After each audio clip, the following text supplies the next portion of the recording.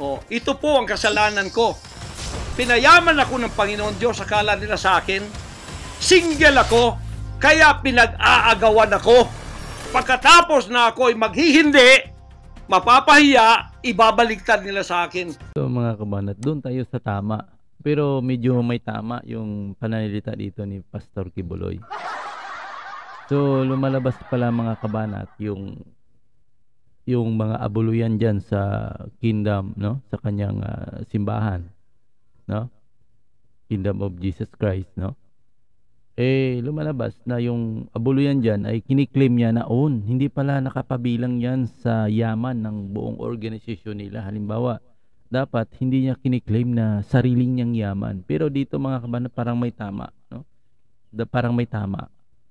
Kasi nagkabatuhan na ngayon sila, nagsalita na rin si Kibuloy, nagsalita na rin si Risa Hontiveros, mga kabanat. Pero bago tayo mag-comment yan, panoorin nyo muna itong sinabi ni Kibuloy. Maiksi lang naman ito mga kabanat. Ito ay kinuha natin sa isang pahayagan at atin ng sinipi. Oh, ito po ang kasalanan ko. Pinayaman ako ng Panginoon Diyos, akala nila sa akin. Single ako. Yun. Ang klaro-klaro, pinayaman ako ng Diyos, akala nila single ako. So doon pa lang, sa yaman niya, kiniklaim niya na nasa kanya. Ano pa? Panoorin niyo. Kaya pinag-aagawan ako. Yun pa. Diyan ako nangingilabot sa mga word ni Kibuloy na lumalabas na parang guilty mga kabanat eh. Huh? Parang guilty siya sa mga ganyang tema kasi hindi yan pagtatanggi. Oh, tuloy pa natin. Pagkatapos na ako ay maghihindi, mapapahiya, ibabaliktad nila sa akin. Yan ang tinatawag kong Potiphar's wife syndrome. Potiphar's wife syndrome, ayan mga kabanat, yan ay binabase niya sa Biblia na si Jose, no? Joseph ata yan nangyari. Parang nangyari yan kasi ng lang. So yun kasi mga kabanat, nakabase yan sa ang ginamit ni Kibuloy yung parang layo-layo niya naman sa kanya eh, no? Yung nangyari kasi na sinasabi niya Potiphar's wife syndrome, Potiphar wife syndrome, yung sinasabi niya. Binase niya sa mababasa yan sa Genesis 39 mula siguro mag-start kayo 10 to 20. So mababasa niyo diyan yung nangyari kay Jose, no? Na isang babae na tumanggi si Jose na makipagtalik ay sumigaw yung babae, tumakbo sa palabas na hubot-hubad, no? At sumigaw na siya daw ay pinagsamantalahan, no? At pinilit ni Jose. Yun, pero yun ang ginamit niya. Pero balik tayo dito kay Kibuloy. Si Kibuloy, kung matatandaan yung sinabi niya mga kabanat, no? Wala siyang pag-amin na hindi niya ginawa eh. Talagang, kumbaga, kung isisahin mo yung mga tono. Pero bago yan, tapusin mo na natin itong sinabi niya. Hindi po ako nagsasalita ng ganito kasi mapahiya ang mga babaeng yan. Oh, nag-aagawan sila. Yun, ang lupit, no? Mahirap man sabihin. Pinag-aagawan nila ako. Wow. So hanggang diyan na lang mga kabanat yung maiksing counterpart daw, no? O baga yung pagsasagot ni Kibuloy doon sa sinabi ni Risa Hontiveros. Kasi si Risa Hontiveros todo focus naman ngayon. Parang sa akin, sa analyze ko dito sa sinabi ni Kibuloy mga kabanat, parang may something wrong talaga na nangyari, no? Parang may something wrong. Parang lumalabas, no? Wala sang pagtatanggi na, hindi ko yan sinabi yung mga babae na ko yan. Ang sabi niya lang dito, pinag-aagawan daw siya. Sabi niya dito, aagawan ako. Yun. Ang dahilan, dahil sa, ito, Pinayaman ako ng Panginoon Diyos. Yun. Pinag-agawan daw siya dahil sa yaman. Pinayaman daw siya ng Diyos. Wow, no? Ibig sabihin, yung yaman niya ay hindi pala para sa lahat, no? Dapat sinabi niya ang lahat sana ng yung organization nila, yung pera sana yan para sa lahat, pero kiniklip niya by own. Sinabi niya, pinayaman ako. Kaya pinag-agawan siya ng babae at nung tumanggi daw siya, tinanggihan niya. Wow, may word pa siyang tinanggihan eh, no? Grabe. No, sinabi niyang tinanggihan niya, no, parang binabaliktad, parang ginamit niya pa nga yung Potiphar wife syndrome, no? Yung nangyari yan, no? Parang ginamit yan doon sa Genesis 39 na itong nangyari nga kay Jose, mga kabanat, na tumanggi si Jose na makipagtalik sa isang babae. Ang nangyari sa babae, tumakbo palabas. So, yun ang ano ko, mga kabanat, no? Ang analyze ko dito, parang sa tingin ko, parang totoo nga na ginawa ni Kibuloy. Totoo nga. Parang iba yung counterpart niya eh. Iba yung ano niya, iba yung pagtatanggol niya sa kanyang sarili. Iba.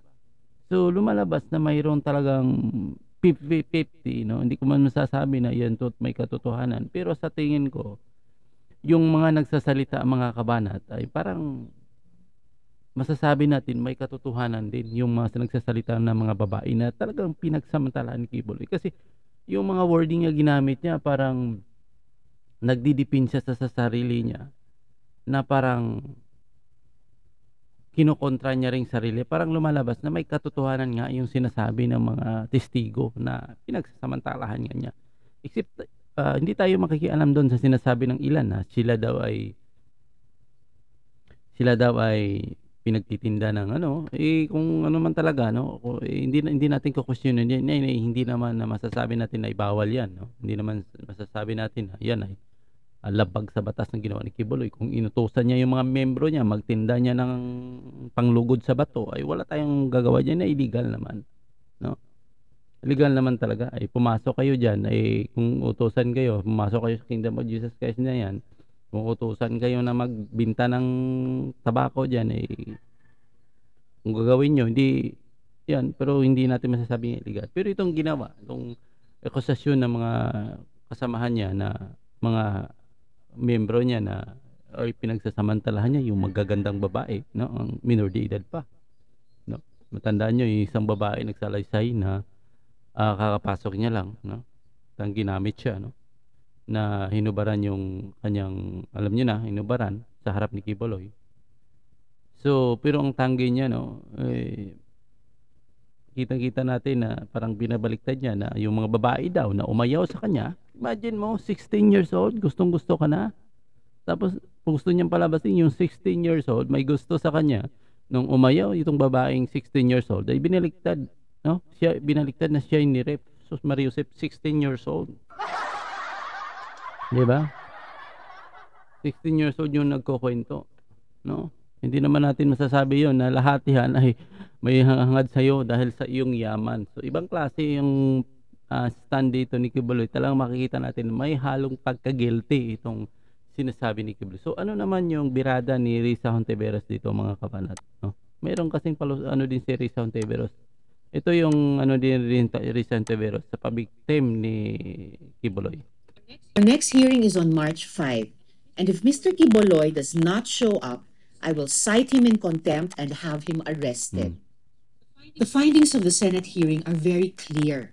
At ngayon kailangang tanungin ang mga executive agencies. Bakit tila hindi naaksyonan ang ilang mga rekomendasyon? The case of Senyor Aguila and even itong si Apollo Kibuloy prove that even religious fanaticism can be fertile ground for crime. Kaya kailangan ng aksyon mula sa gobyerno. So sa akin siguro, ang gagawin ni Risa Hontiveros dito, kung talagang nakikita niya na may findings siya ng guilty itong si Kibuloy, talagang mag-file sila ng kaso. First, ng ano talaga, filean talaga nila ng kaso sa Korte Suprema, at para maglabas ng warrant of arrest. Kasi may mga ebidensya na, kung may mga ebidensya, yung siguro magpa-file ng kaso yung mga nabiktima ni Kibuloy, no? Magpa-file ng kaso sa anumang korte diyan. Gusto nilang anong magagawin na kay Kibuloy, no, mag-file sila. Halimbawa, mag-file kami ng kaso ng rape. So kasi pag sinabing rape, medyo mabigat yan na kaso, mga kabanat, no? Mabigat yan. So yun siguro gagawin ng mga mag-file kayo ng kaso, tapos maglabas tayo ng warrant of arrest laban ng Kibuloy para madinig yan, maimbestigahan siya, no? Kasi pag nag-file ka ng kaso, at yung Korte Suprema may karapatan na mag-iimbestiga diyan. Lalo na yung sahanay ng mga kapulisan, mag-iimbestiga niyan ano ba itong ginawa ni Kibuloy? Totoo ba itong sinabi ng mga babae na pinaghaharas at pinagsamantalaan sa murang edad ng mga babae na ito, At ang nakakatawa lang, hindi ko talaga matanggap itong bahayag ni Kibuloy, mga kabanat. Ito po ang kasalanan ko. Pinayaman ako ng Panginoon Diyos, akala nila sa akin. Single ako ng Panginoon Diyos, akala ako ng Panginoon Diyos. Yun ang ito yung medyo natatawa ko sa pahayag ni Mr. Kibuloy na ito. Akala nila sa akin, single ako, kaya pinag-aagawan ako. Pagkatapos na ako ay maghihindi, mapapahiya, aagawan ako. Yun, ito pang word nito na makikita ko na may halong siyang pagka-guilty. Na, lumalabas mga kabanat, yung mga pahayag ng mga babae, talagang totoo. Totoo talaga. Wala siyang pag-claim na deny no? No? Deny. Hindi siya sinabi, hindi yan totoo. Minsan hindi kami nagkita yan ng mga babae na yan. Minsan hindi kami nagharap yan. Walang nangyayaring ganun. Hindi ganun ang deny niya. Kasi ang sabi niya dito, matapos ako maghindi, ay sabi niya, pinag-agawan daw siya. No? Pinag-agawan, ibig sabihin, pinupungyutan. Kumbaga, ano ba itsurang gamitin nating artista? Pinag-agawan. Tapos matapos siya'y maghindi, pinaliktad siya. Ibang klase, no? Sa salitang ganun, mga kabat, lumalabas na may guilty itong si Mr. Kibuloy, mga kabat, sa kasong panghahala niya sa mga niya. Parang lumalabas sa aking pangin dito sa mga tono ng panalita niya, mga kabanat. Ang pangit ng mga salita niya. Grabe. So yun lang muna, mga kabanat, yung ating video, no? So maraming salamat. Mayroon akong karugtong ditong video, no? Iwan ko sino ko yun. Itong wording kasi parang hindi ito patungkol kay Kibuloy, sinabi ni Risa. Huwag pong pa-victim. Ang hinihingi lang sa inyo ay humarap sa mga legal na proseso, kasama ang proseso ng Senate investigation. Huwag niyo pong dalhin sa lengguwahe ng patayan. Iwan ko lang kung sinong tinutukoy dito. Hindi ako magkakamali, kay President Duterte siguro ito, mga kabanat. Kasi ngayon, no, ang birada naman kasi ni Risa, alam naman natin na ang hearing na ito ay mayroong target na ibagsak itong SMNI, no? SMNI. Dahil ang SMNI isa sa mga station din, no, na tumutulong sa gobyerno para ipakilala at parang isigaw na rin na mali itong ginagawa ng makakaliwang grupo, no? So ipakilala itong SMNI, no? Pinapakilala halimbawa yung mga kadre kinukuha. Ito ring isang dahilan, no? Nakikita natin parang ginagamit, no? Parang sasabihin natin ginagamit itong Senado, itong Kongreso para tibagin itong SMNI, no? Kasi si Kibuloy yan. Nga lang itong mali dahil nga sa pagdidinig nakitaan ng paglabag itong si Kibuloy.